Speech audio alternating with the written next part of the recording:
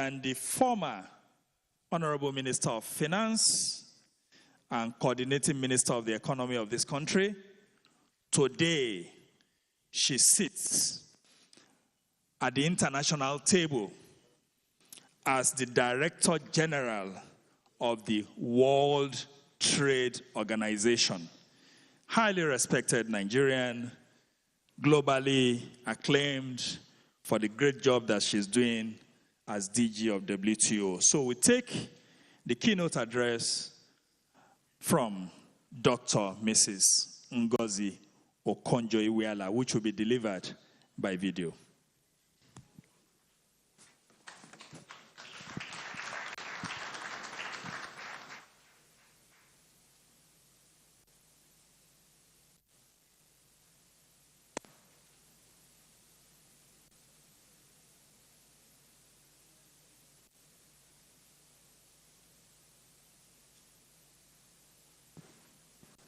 Thank you, studio. Are we there?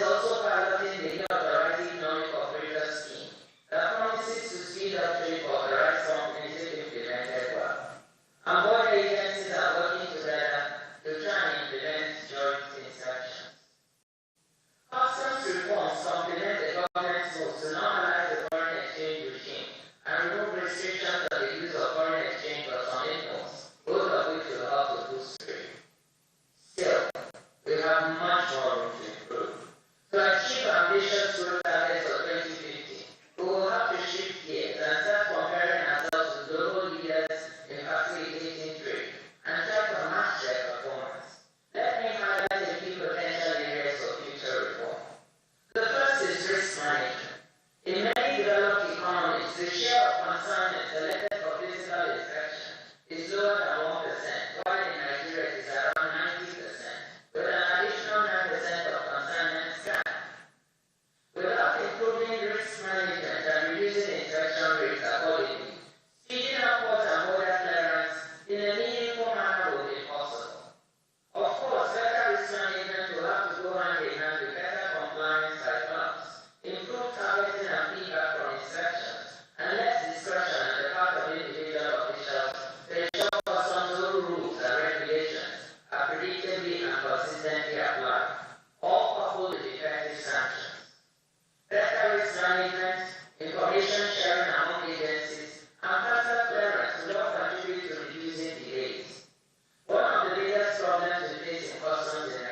this issue of discretion on the part of individual officers. We all know why.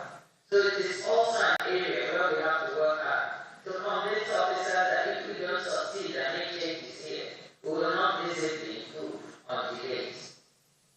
The second area for reform is predictability. The predictability of tariffs and other border measures remains limited as fiscal policy measures often adjust tariffs, and tariffs remain subject to a multitude of measures to help enhance predictability in this regard.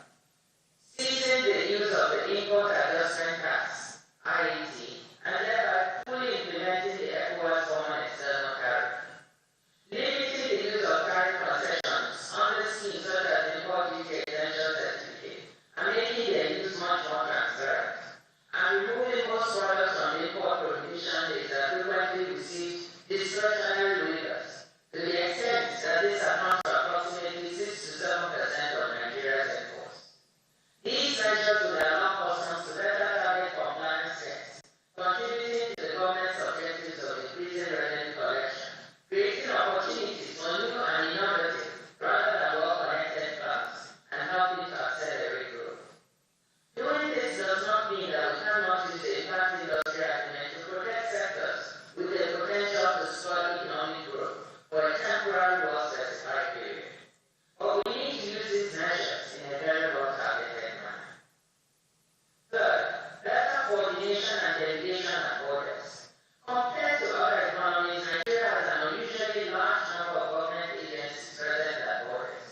Efforts to foster coordination and ensure joint inspections seem to have only been partially successful. Yes, there's been an effort to try, but we need to do much more.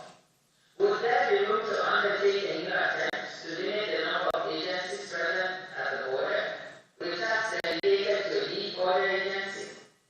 Delegation of this kind has been an important element globally in facilitating trade. Of course, this would require much clearer codification of trade-related requirements by all agencies, aided by a significant simplification of such requirements, focusing on issues related to health, safety, and environmental protection. Better compliance on a smaller set of truly critical requirements would also generally lower the cost of doing business. Again, this is an area you all know we have struggled with in the past when I was Minister of Finance. It has not much improved from the data available to me at the WTO. Nigerian agencies need to work with the customs service to streamline their approach to handling the border. I understand you're currently undertaking a new time release study, transparently publishing its results to show the public